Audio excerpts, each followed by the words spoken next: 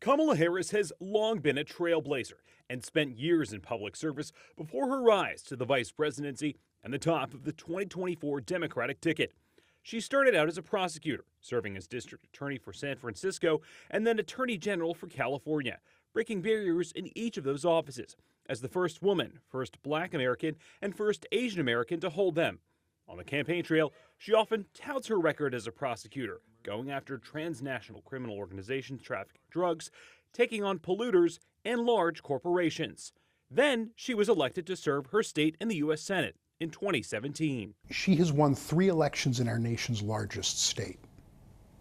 That's pretty impressive in its own right. University of Maryland professor Aaron Manis has studied Harris and other vice presidents. He says she has a history of asking tough questions, both as a prosecutor and in the Senate. So she was only in the Senate for 4 years, and it's very hard to make your mark in the Senate in that short a period of time. That being said, she did make herself known in hearings where, using those skills she'd honed as a prosecutor, she asked some pretty tough questions. And you can see the clips of her questioning, for example, the Supreme Court nominee, Brett Kavanaugh. In the Senate, Harris worked on issues like fighting hunger, the climate crisis, and served on the Intelligence Committee.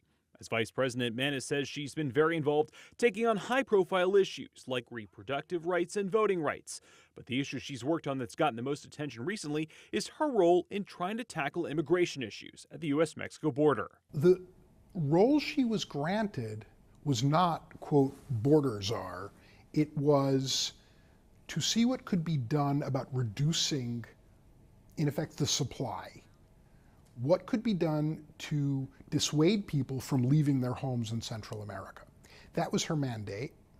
Practically speaking, she did a pretty good job. Manis says Harris's background has well prepared her for the tough questions she'll face if she is elected president. In Washington, I'm Stetson Miller.